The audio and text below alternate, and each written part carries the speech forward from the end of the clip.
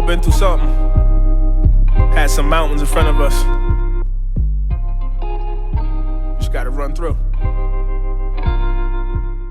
Yo, welcome to RealKillsFaketv TV. So today we got someone who goes by the name of Dashh. She's an online digital magazine owner. She owns her own clothing line and she's a friend of Kelly's. Stick around to see what she's got to say. Lovely to meet you, Dashh. How you doing? Nice to meet you. Nice to meet you. I'm doing well. Hanging out at home, much like the rest of us. How are you guys? I just really wanted to get you on the show so everyone could hear your perspective on different things. And I wanted you to talk about your brand. I wanted you to talk about what led you to that, some of your life experiences, anything you really want to talk about. This is kind of... I have a lot I can share, and I'll start with, I met Kelly in, I think I was in middle school because we both went to ICE, and ICE is this crazy artsy school where the middle school and the high school kids are all in the same building on one very small floor with like, I think maybe 15 classrooms. And prior to that, I was just a small Brooklyn girl. I have a very funny family dynamic. My dad was actually born in 1933. So he was an old man. He was 59 when I was born, which always blows my mind. But he was really into music and art and dancing and free expression. And that's been really like something that's driven my life forward. And when I was younger, he passed away when I was 11. And it was like the hardest hit that I have ever had in my life. I still say that is true for today. And it was this really like weird place to be in, because here it was, I was introduced to the arts as this beautiful form of expression. And the person who introduced me to it passed away when I was turning 12. And it was like the world was ending. And suddenly the arts weren't as exciting anymore. They were like kind of scary in some ways. And because I had this thought that I wasn't doing it good enough for my dad. Even though my dad wasn't alive, I just still had this thought that I'm not creating things that like matter. Like I'm not listening to things that matter. And I felt that way for a really long time. I would dare to say I probably felt that way well into my 20s. I'll be 28 this year. And so I spent from age 11 to like age 23 feeling that way.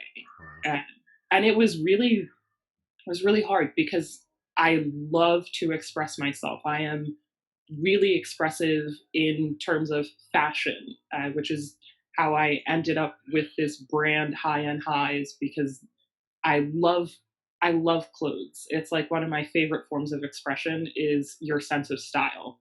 And a lot of people you can be a whole new person depending on what you put on that day. Like you could dress up and you can dress down. And what was the clothing name? Sorry, I just wanted to write it down. Sorry, the brand is High End Highs. That's a great question. Yeah, so it's called High End Highs. And Dad and my mom divorced when I was a kid. And I wouldn't even say they divorced because we in the hood, and they never got married, but they separated when I was 3 or 4. And my dad and my stepmom, who I'm actually with right now, I live with her, she and my dad dated like way before he and my mom. So they ended up finding their way back to each other. And my very goofy, silly father at the time was like petrified to tell her he had a kid. So I met her when she found out that I existed, and I was 3. And it was like the most fun time ever. She is this incredible, like really full spirited Irish and Scottish woman. And she is also really creative. And she has a company called Sew Hampton, and she teaches people how to sew. And that's something that she shared with me when I was a kid. So clothing really grew from my parents, this like innate love for everything that I talk about now has really been since childhood. But it took me a long time to get to a space where I could share that and where I could appreciate it even for myself, because I had spent so much time focusing on the dark parts of my life that had happened, like the fact that my dad had died when I was so young. I was like, rightfully so, I was angry. And but I didn't know how to turn that around for myself for a long time. I always worked really hard, but I worked really hard because I felt like I had to. And because that's kind of what you're taught in society is like, you work hard, like hard work builds character, like all these things about forcing yourself to be in a place that you may not be comfortable in. And so I just buried myself in work. I buried myself in all these external things, which is why you can spend years 11 to 23 angry and not really dealing with what was on the inside. And internally, things then started to like seep out externally. So the kinds of art that I felt, the kinds of art that I was creating wasn't as true to myself. And it was very much so like commissioned. I did not really care. I was just like, whatever, I'll do it. Fine. And I found myself like, I was selling myself short, because just because you're capable of creating art doesn't mean that you have to be forced to create a certain style that you really don't want to do. And then I had to sit there and I had to think to myself, okay, well, why don't I want to do it? And when the answer was because it's something I did with my dad and it's something he taught me first, I had to do some self-reflecting. Like, okay, you're a grown-ass woman, you're an adult. That shit was all right when you were younger, but you got to learn to live. And you have to learn to live in a way where you're going to truly be happy. You know, I got really good at faking happiness for the sake of secretly suffering because I didn't want to reach out for help. I didn't want people to know that there was all this turmoil on the inside because I didn't want to deal with it yet. I knew it was there, but if I talked to people about it, that means I had to acknowledge that it was there and then take an action step to start to ameliorate what those issues were. And I think it's really important that people just take the time to do that when they're ready. You know, like it took me a long time, but I'm not ashamed of it and I'm not upset about it. And it's even this has taken me time where I had to accept that. You get things put in your path for a reason. Mm-hmm. And they're not to deter you or to stop you from living your dream, but it's more so to show you a certain kind of life and a certain kind of lesson that may be replaying itself in different ways. But if you don't take the time to stop and really evaluate, you're going to keep going in circles. You're going to keep having these same lessons. And one of the things that I like ended up doing when I was 17, I was diagnosed with cyclothymia, which is like lesser form of, it's a mood disorder that derives from bipolar disorder. And if it goes unchecked, and by unchecked, you know, like you don't take medicine, you don't get good sleep, you don't take care of yourself, and in addition to some other things, it can turn into bipolar disorder. And when I was 17, I tried the medicine. I did it for about 2.5 years, and I was not myself at all. I was like a shell of who I am. And it felt like I wasn't able to be who I want to be, which is this person that I've always lived my life on a high. So high and highs comes from a lot of things in my life, but I really picked the name High and High because I've always lived on the cyclothymic high of life. So even though I had all this turmoil going on, I just like shopping made me really happy. buying clothes, like spending money on my friends, spending money on random things that like really didn't change what was happening on the inside. But at the time, it gave me this really great high. And I found that when I wasn't on this high, I was really depressed. I was like in this manic space where I kept trying to get back to it. And I couldn't figure out why my life wasn't going the way that I wanted it to go. Because here was I had a great job, I went to a good school, but I really struggled in terms of who I was and who I felt like I was. And that's something that I struggled with in school. So I stopped taking medicine, and because I felt like I still have to learn me. Medicine aside, I have to learn who I am and how I best respond. And I've learned how I respond on the medicine. I don't really like this person. I'm going to go back to me because I know me and I love me, but I got to figure me out so that I can be the best me. And that journey was so fucking hard. Like, Shit. getting back to a space where your body is like, I was on Seroquel and it made me like a zombie. I'm really small. I weighed like 110 pounds my whole freaking life. And I had like a really high dosage of it. So my small ass was just like, okay, here's life. I'm just moving forward as a shell, but everything else is happening.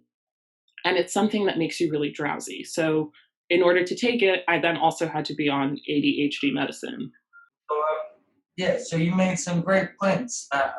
Just small things in terms of getting to a certain age and not really doing the craft to your passion, but more to mold it to how things synthetically or prosthetically. Like it's not real. Like I was just speaking to Kelly about this maybe yesterday or the day before, and I was explaining to him that we go through these times here where we adapt. Like if we don't have any role models or people to look up to strong enough, sometimes we find these people that we can adapt ourselves from and create like this character that we want to be. And we all do that from such a short age, trying to find who we really are until we find who we really are.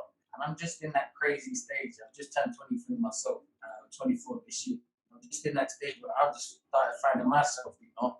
And it's funny that you say that it's, now you're doing the art of things because you love it again, if that makes sense. Instead of just doing it because of extended pressure.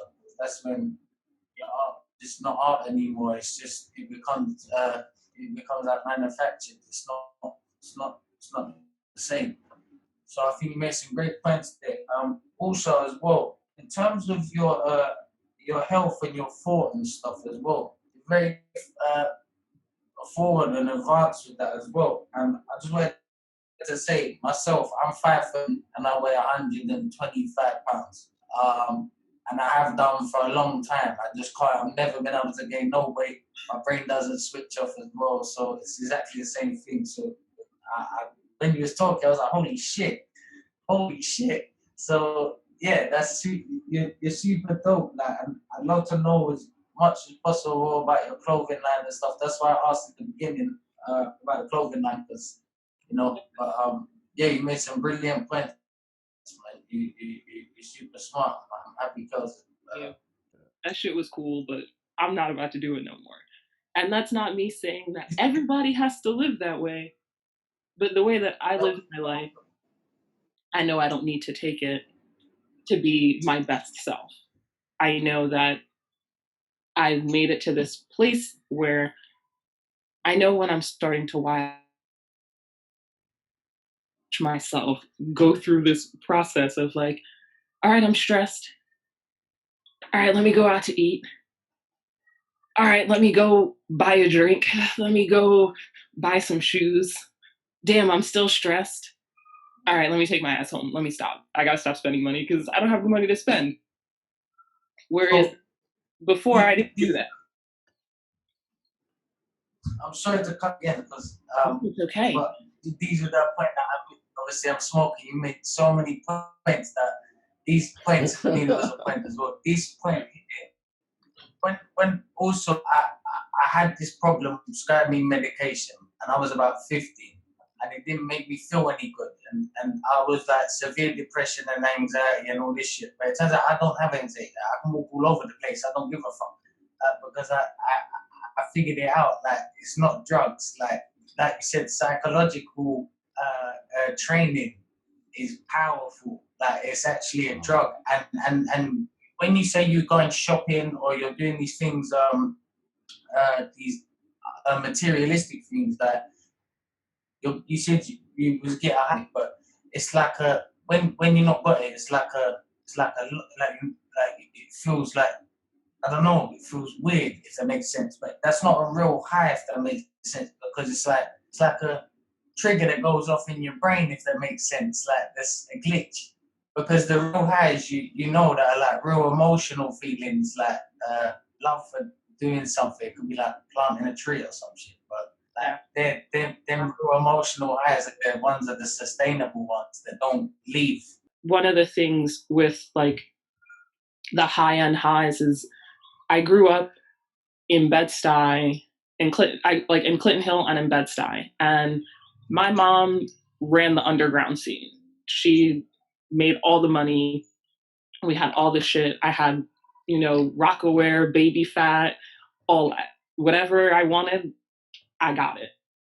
And then I lived with my dad and my stepmom, and it's a whole different life. And I lived these lives simultaneously. My dad and my stepmom, they not buying that shit. Absolutely not. We going to Children's Place. We're going to the Gap, going to Payless. I'm not spending no $80 on some kids' shoes. So I had these two very polar opposite lives. But while my dad and my stepmom said all that, we had a house in East Hampton. It was our second house. We lived in a beautiful loft in Soho. My mom drove a Land Rover. She works as a corporate events producer. She made tons of money. She had an office in Tribeca. So I have this high-end lifestyle, really in both spaces, but the way that they connect is different. Where on one end in the hood, I still had all the designer shit and all the things that I wanted. And then on the other end, I lived in one of the nicest parts of Manhattan. So high and highs for me was finding a way to take my life story and connect them and then share them with the world. And that includes having bipolar disorder and cyclothymia and figuring out that I actually live my life on a constant high. Why? Because that's what makes me happy.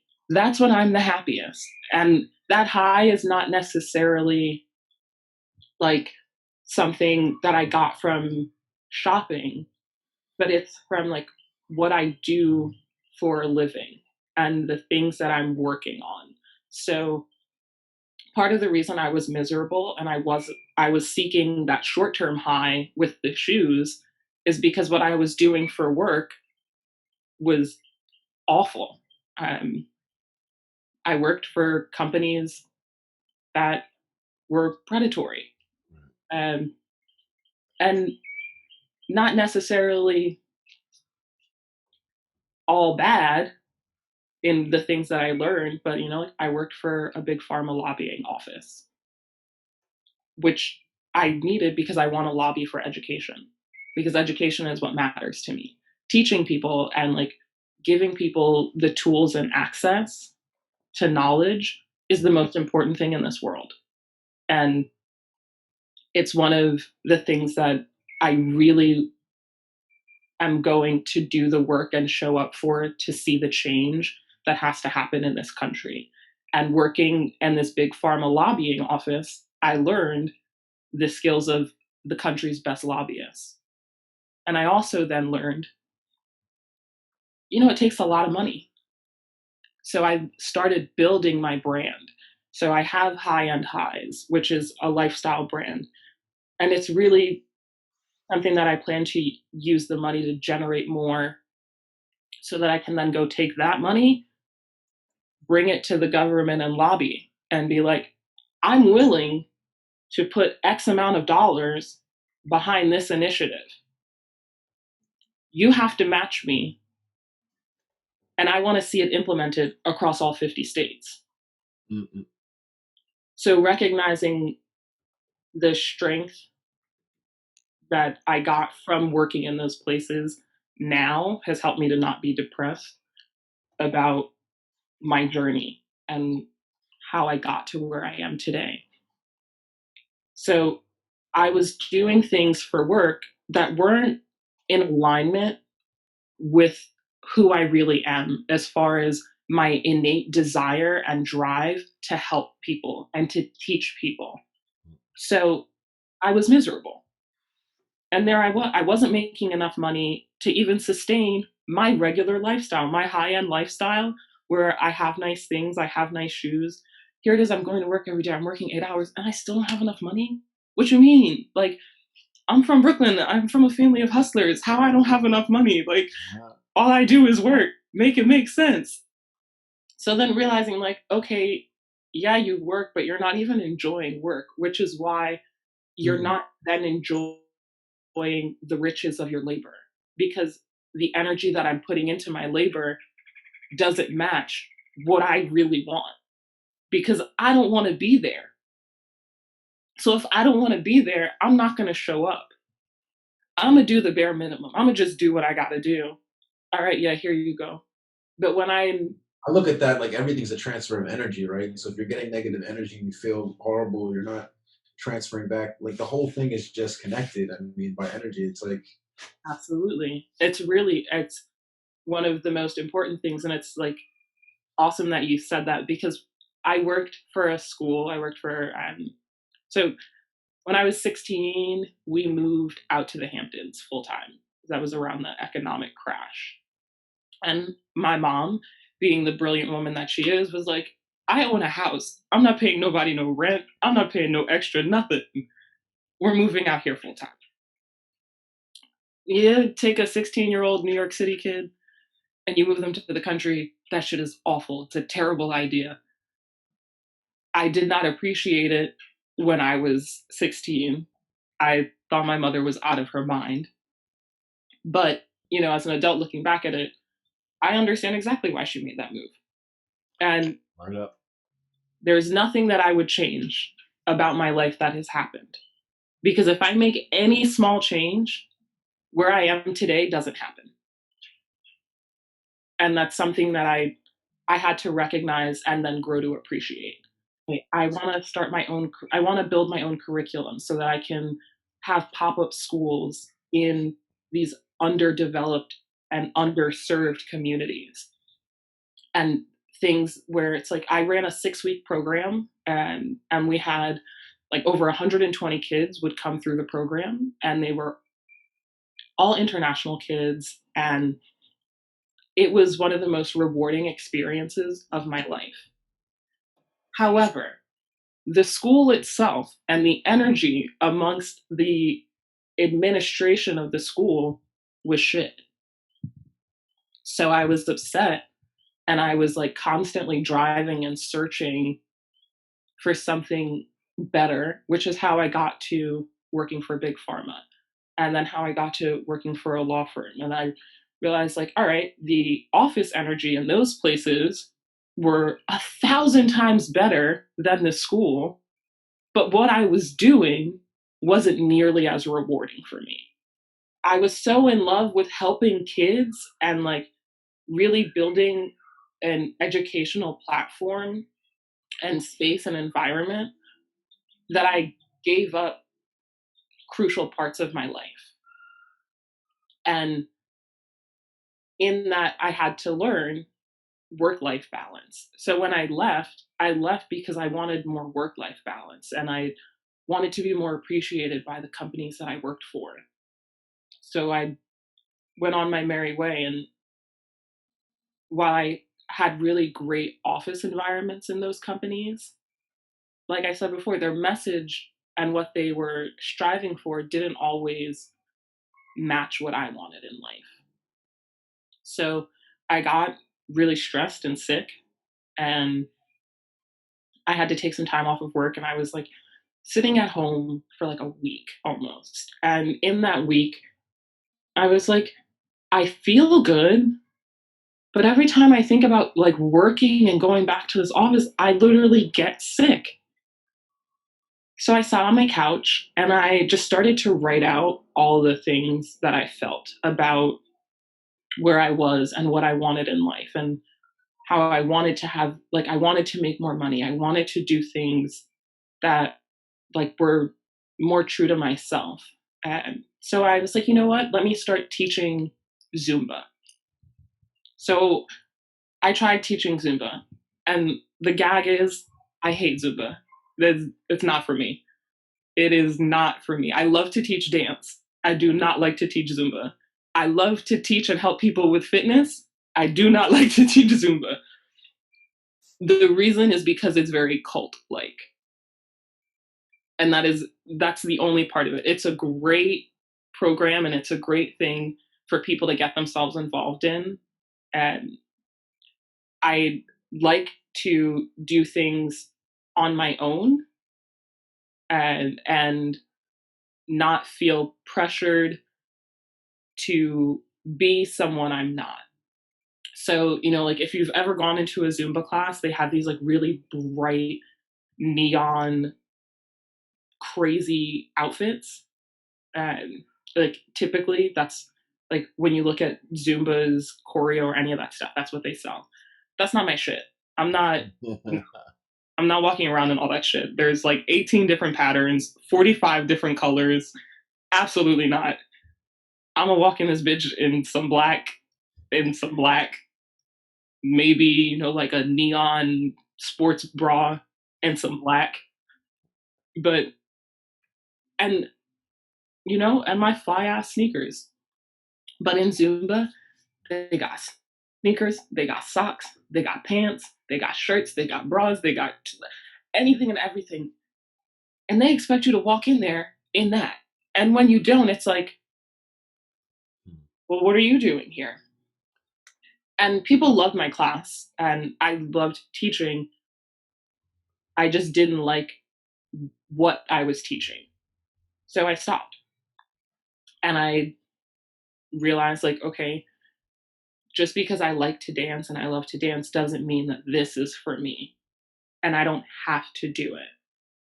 And then I thought, okay, well, what else can I do? So I put in my 2 weeks at work. So I was like, you know what? I'm going to start a magazine. I want to focus on like shining light on mental health awareness and mental health, like destigmatization and ways to just shine light on the great parts of everyone and their journey, and talk about how they were able to transcend their darkness into light, because that's something I've done my whole life. Part of the reason, a lot of people don't know there was so much turmoil in my life is because I chose to focus on the sunshine. On the outside, on the inside, to me, I was battling and there was a lot of turmoil, but on the outside, I just wanted people to see sunshine. Because while I understood that turmoil was there, I also understood that life still had to move forward, and that I couldn't live in darkness and I couldn't be depressed all the time. And that's really hard for some people to accept. And I know it's like, some people say it's harsh. We're like, oh, it's not a choice to be depressed. Yeah. To a degree, it absolutely is. To a degree, it absolutely is. Because you are choosing to give into that space of your life. And it's really hard not to, when there are so many things that say you should. Compression makes a diamond. Absolutely. Absolutely. What a gem. Yeah, Tati is always saying to me, change the dialogue in your head. Like change how you talk to yourself. yourself in your head, and I think that's exactly what you're talking about right now. It's real. That is exactly what I'm talking about. And when I started to do that, I found that, things were a little bit lighter. But I needed to come here because I had to regroup and I had to hit the reset button. So I came back here. Reset button. I relate to that so much, And look, sometimes you hit the reset button like back to back twice. You'd be like, nope, didn't work. Gotta go back, start over. Because you find out that it didn't work and it's all right. You got to start over and as many times as you need in life. A gem from my dad, because he was born in the 30s, he has always encouraged me not to get married young because I probably wouldn't have figured out who I am first. And if I have the ability to take that time and to get to know me first, take it. And I was with this guy for 6.5 years and I knew where we were going and I wasn't upset at it, but I wasn't ready. And I wasn't ready because I had all this school debt. I had all this stuff that I was like, I don't want to bring this into a marriage with someone. But I also didn't know how to say that. And I didn't know how to articulate those thoughts that I was having about like inferiority to my partner in a way where we could have just had an easy conversation. So I instead picked up and ran away. I ran home and was like, well, it's fine. I can like kind of make it work. And then one day in August, I realized I would need to stay home because I wasn't in a space where I was ready to stand out on my own again. Because I wasn't being there for myself. I wasn't showing up for me. I could barely show up for him if I'm not showing up for me. And I wanted to make sure that I was ready when I went back, whatever that looked like. Because I'm working for myself now. So what does that mean? That means I have a day rate. I work on a day rate. I don't work on an hourly rate. I work on a day rate, and my day rate it depends on the project of what kind of project you're asking me to do. I'm really skilled. I spent a lot of time in school. Even if I didn't graduate because I couldn't afford to pay for my last semester, I still spent the time there. I still learned everything. And no one can take that from me. And even the things that I learned from kindergarten and the things that I learned at home, those are things that I still learned. That's still valuable and worthy information. So I base my day rate off of my experiences. The lowest amount that I'll take for a day is $250. And that like means that I'm probably driving somebody from East Hampton to the city and back. And that's the smallest amount that I take. Project coordinating, you got to run me about $400 or $500 a day. I'm willing to give you a 10-hour day, but you got to run me about $400 or $500 for the day. And if it goes over 10 hours, you got to pay me overtime. What do you do besides the clothing? What are you charging people for? So project coordinating and like production coordinating, that kind of stuff is I utilize my management and administrative skills. Okay. And I work on different events and I help build the event. Coordinating looks different for each company, what they're asking for sometimes. So like one project I was just doing was for like an event that didn't take place, but I was in charge of their like coordinating all the travel and making sure that all 32 people on this project are getting from where they are to where the show is. Then making sure that we have all of these other various things and elements that ensure the show runs smoothly. And in that, managing a budget, making sure that I'm finding ways to save clients money. And there's like one project that I did last year that I loved. It was so cool. And it was for Essence Festival. And the client didn't want their they didn't want the brand ambassadors that we were going to have to just wear like t-shirts. They're like, that's lame. We want something like more fun. And our creative director on that was like, I'd love if we could do blazers or jackets. So I sourced blazers and jackets, and then I took it a step further and found a custom patchwork place.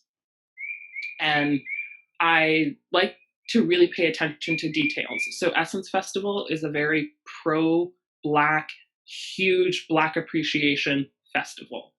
And that is what all of the brands focus on. It is like this Black beauty extravaganza. So I sourced and found the jackets, then the custom patchwork. It's a Black owned business. It's a woman in Chicago who makes custom patches. There are plenty of other options, but that's the woman that I selected because I understand who my client is and what the nature of our show is. And we have these dope fire ass jackets. It's like this light pink denim jean shirt, but it's like heavy like a jacket. And then it has the branding of the company on the patch. They were a hit. Like, they ate them up. Because my mom does wearable art, so I'm really into this. That's so cool. One of my other clients that I worked with this year or last year, it was for coterie. So this was something where I did like brand management and event management. She has 2 lines, and one of them is for art's sake, and it's wearable art. Yeah. And they're beautiful pieces. And I actually have one of those here too that I'd love to share. Dope. Very dope. Thank you. Yeah, actually, I appreciate it. No, thank you. This has like been really cool. I'm very humbled and blessed to like be sharing all of this and to like know that I'm not the only person that goes through these things, and to be able to share is very humbling for me. It's special, and it's a part of education. As you know, we put stuff out and stuff on social media and stuff because we want to push some valid points that other people are pushing and stuff. Are you happy with all the stuff that you said and whatnot, or bar and stuff for it to go out? And whatnot? Share away. Share away. Feel free to. It's something. This is gonna be great. This is gonna be great. It's something that I think people take for granted in social media is authenticity, because a lot of social media right now is focused on optics. So I think it's important for real things to be shared on social media. Awesome. Real talk. Yes. We do too. I mean, Not listening to real talk.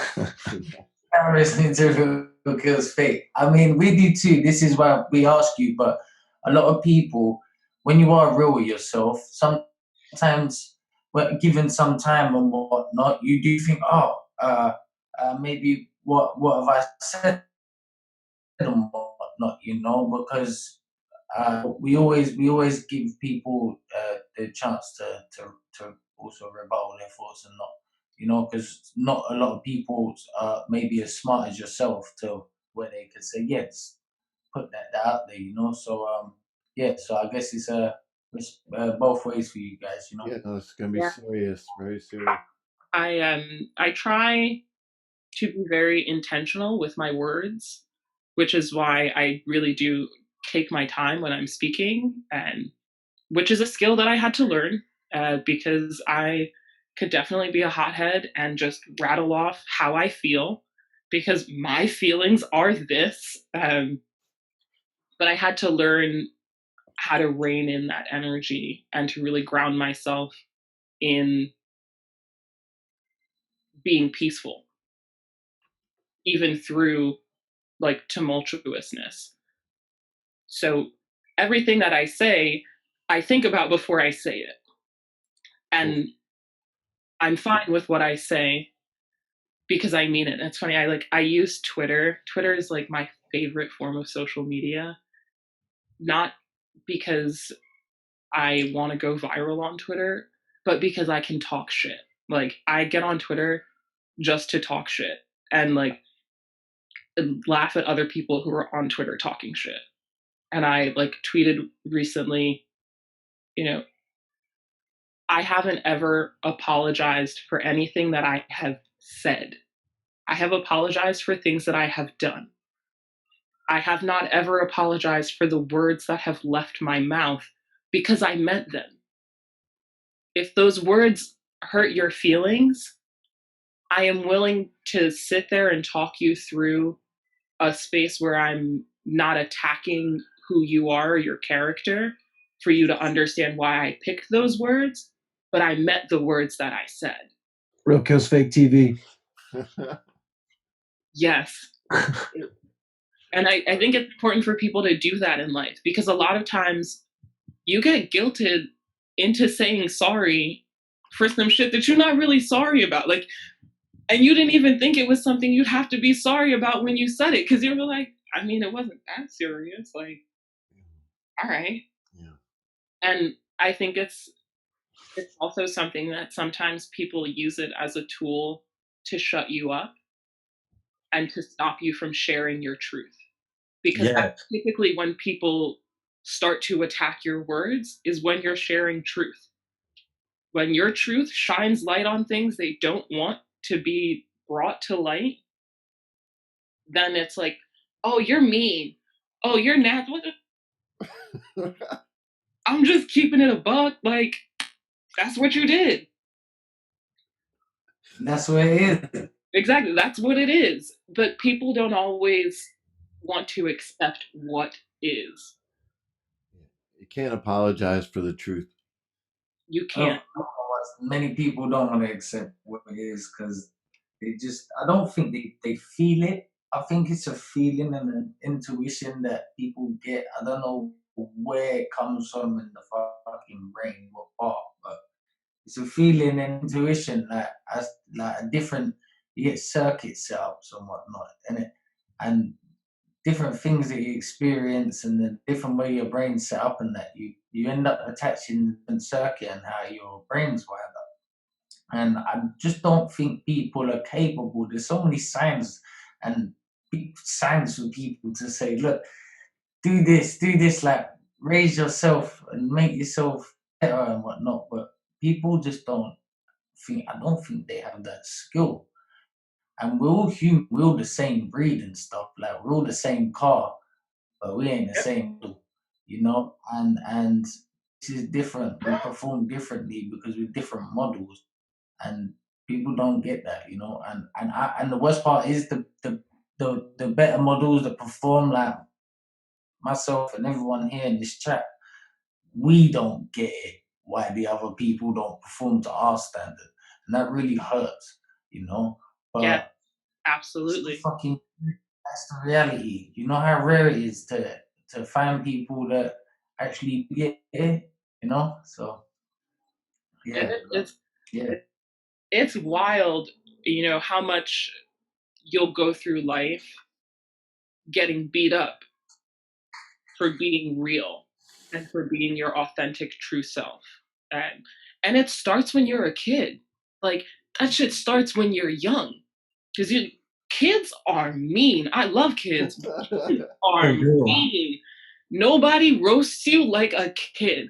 Nobody is going to talk shit about you like a kid. And the reason it's like that is because they're being honest. They're being innocently honest most times.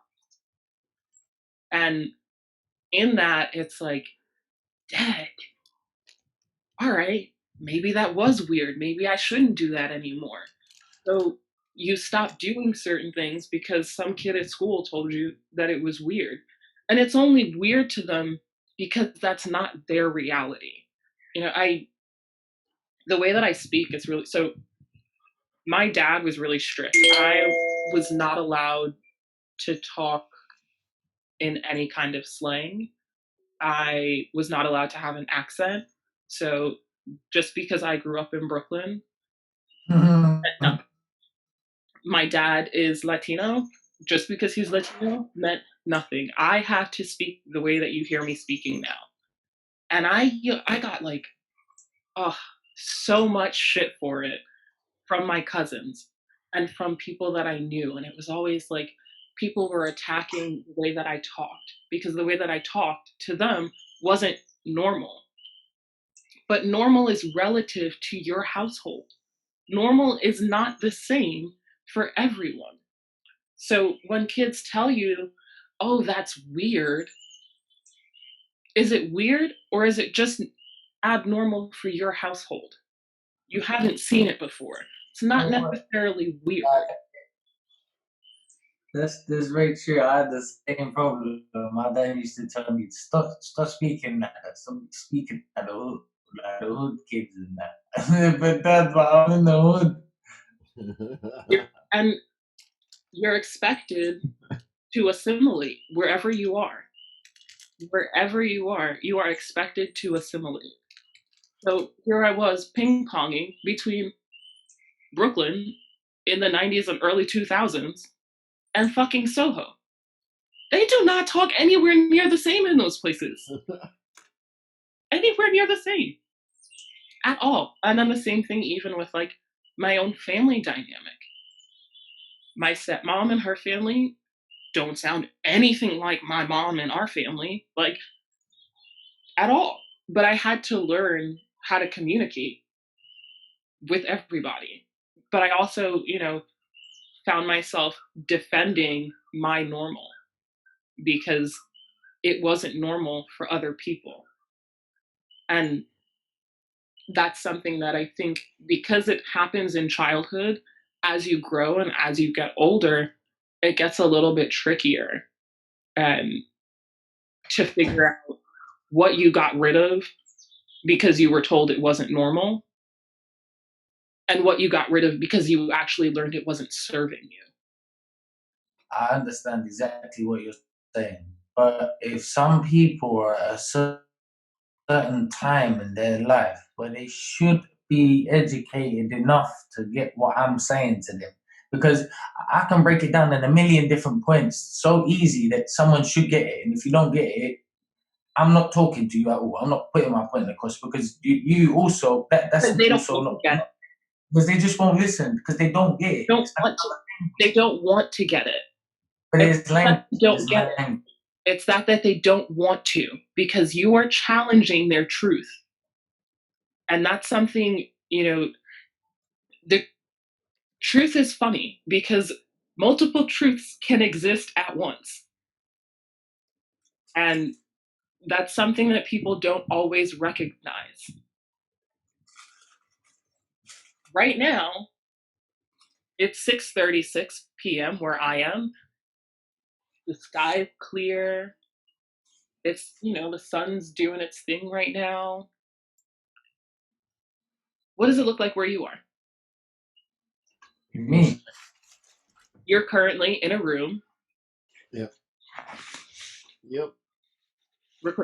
So multiple truths exist at once. Yeah, true that. My truth is not your truth right now. It's nighttime. I love that. That's so simple, but it's so true. Exactly. Exactly. And so in that, when you talk to people, a lot of their like visceral reactions, it's coming from a place of their belief system being challenged, their truth, something that they've grown with, that they've like held onto like a lover. How dare you challenge that? They're not going to want to listen. And when they're ready, if they ever get ready, you can share it again. But something I had to learn in that is like, not everybody wants to hear truth, so they won't listen to it. Mhm. They will instead go back to their truth and what they know to be true. Like, But how can you teach sense to a nonsensical person? you don't. That's my point. You don't. Yeah. You can't. Well, maybe, You yeah. don't want to. You can. Right? As a bodhisattva, you want to. Yes. Yeah. You want to, but some things literally they say like I think even I read a book like a great quote like from I think it was like Gandhi or Dalai Lama or something, innit? And he said Yeah. everyone has the That's why I power, said the it's sort of mental like a Buddhist capacity thing. to be a great thing unless you're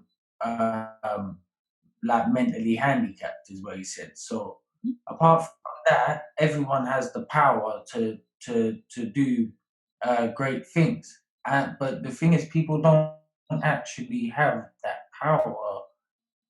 They just don't. I don't know. I don't get it. People Like we're haven't all the same. But I don't people get it. have activated it. They haven't tapped into that part of their life and that part of their brain and their abilities. And that's the part that drives you crazy because Yes. when you have the means to do it, why the fuck haven't you done it? Yeah. Yeah, I think a lot of Trying to help you People don't and see the proving you log in stronger. their way, and they don't stop. They just jump over that log. And you were saying before, when you take a break and you see this roadblock, this thing that's in your way, and you take a minute to say, why is this in my way? What can I learn from it? You're going to be a better person. Other people just step over that log and they're hit with their destiny a lot quicker Mhm. because you took your time. You're on your own time. You're on your own karma. That's how I look at it. Absolutely.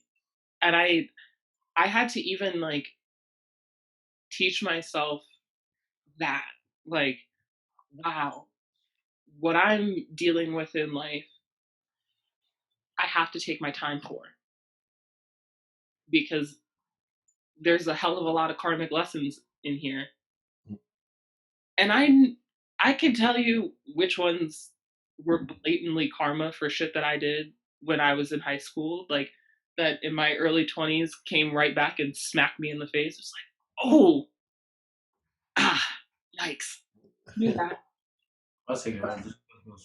I also had to learn Uh, that it's not going to come for everyone. And right. that, the timing of when it happens in people's lives, it might not be to vindicate something that they did to me or that they did at all. Hmm. And that was a really hard pill to swallow because it could just be a trigger. In other words, it doesn't necessarily mean that it's them and they caused it. It's just that they triggered you to realize this shit within yourself. I think exactly, that's at least how. Yeah, I mean that's how I see it because that's something personal I can kind of relate to in that sense. A lot definitely. of growth comes from experience, but it's like a lot of it is just triggering stuff that's already there within you. I use this analogy in one of my writing like pieces where I talked about we carry a backpack filled with rocks, and each rock represents trauma that you've picked up in life. And some of those rocks we like refuse to take out of the backpack. Like, no, it has to stay. It has to be here with me. This is who I am. This is like, this happened to me. And you become so engulfed in carrying that rock and that trauma that you don't realize that just because it happened and you experienced it doesn't mean you have to keep going back to experience it. You can put the rock down. If you want to, go pay the rock a visit to give some gratitude that you no longer carry it around, sure. Yeah. But don't carry that shit around. Yeah, I think a lot of time it's easier to make an excuse, and I had somebody recently even tell me like, why are you using something that happened to you like over 10 years ago as an excuse for some kind of action or behavior or thought process that you have now. Like, if anything, you should, like, you're a fucking grown ass man, like, learn how to deal with it. And I like realized, like, on some real shit, like, that's a fact. Like, you gotta fucking figure shit out. You can't just always let something that happened to you in your life affect your decision process or your behavior or how you look at yourself or X, Y, and Z. Like, you gotta grow, you gotta evolve, you gotta get past shit, you know? So Excuse is not. Sorry, guys. I was just going to get a drink as well. An excuse is are not it's the same as a reason, isn't it? But a reason can always be put for the right thing as well. Like I said, the same way you can always push energy for the thing. So if you use the reason for the wrong thing and that's seen as an excuse, that same reason and you the right thing, like your drive or your mind state and stuff, it ends up being a powerful tool. Just having that tool in general, that trauma or whatever you've had in your life, is It's actually cool. really powerful. It's the actual engine that pushes you to go past. And I think that might be it, the key. People haven't had enough trauma in their normal little lives to really dig deep and understand their own brain and their own soul. well, we were talking about that earlier with like how pain drives you and motivates you, and when you carry pain, carry like a fuel, right? Like we were talking about that yesterday, Kai. I think. Yeah, we Yes. we're talking about that, and I was talking You about carry it when you hurt it with your bad pain really quickly, you know. Sorry, my dog came outside to stare at me. Yeah, No, but the way I look at it, it could be fuel. You could either use it to fucking drive yourself forward, or you can set yourself on fire with it. Like, you know what I'm trying to say? like she was saying, you're carrying the stone. Sometimes you carry that stone around because it becomes your philosopher's stone. It's the stone that has so much character in it, yeah. Sorry, I'm relocating so that my computer doesn't die. So you smoke, and we know. I do. What how do you take that? Is there like, because obviously I'm in England, we kind of only smoke it because like that's how we only do it. We're kind of behind it. But do you smoke it? Do you eat it? If you do smoke, what do you smoke? What do you have? What do you? And I actually realized that.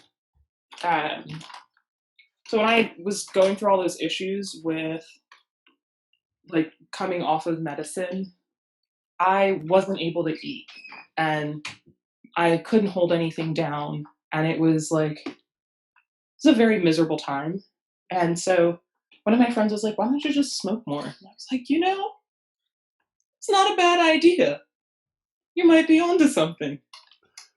And then I kind of realized that the time that I would take and the space that I would be in after smoking really helped me to slow my process down. So the reason I'm not so reactive is directly correlated to me smoking weed. And that's something that I eventually went back to a doctor and I even talked to a doctor about it. And at first she was not really thrilled because it was, psychiatrists are generally never going to tell you, yeah, smoke weed for your bipolar disorder. They're like, it's a psychosis and it's going to make you crazy. It's going to lead to schizophrenia. And I'm like, relax. I'm chilling. Literally, this is the most chill I've ever been in my life. I am able to look at what's in front of me from a different perspective. I'm looking at what's in front of me, but I'm also reading what came before what was in front of me and looking about, okay, when I read, let's see, what does this effect have? What was the after effect? So now here are the possibilities. Here are the different results that it could have. And I think when you don't ask questions, you're more than likely comfortable in the unknown.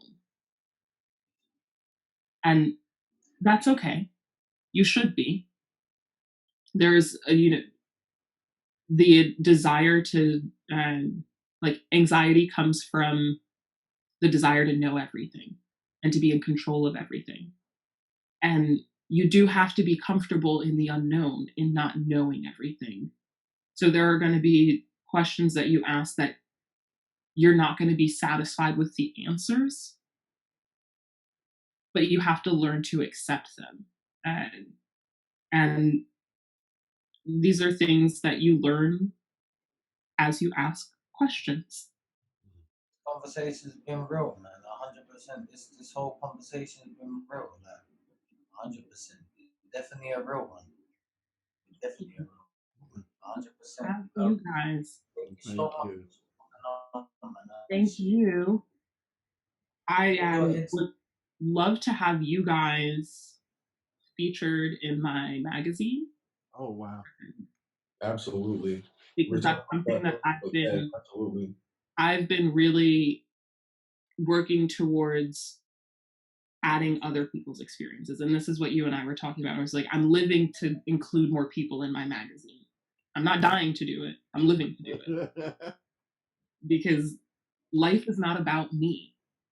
I've experienced these things, but I'm not the only one that experienced them. And my reaction and my response is not the right response. There's no like one right way. And I love that I have created a format in which I can share my life's experiences and in a magazine, but it's time to include other people's life experiences because that's the beauty of human connection.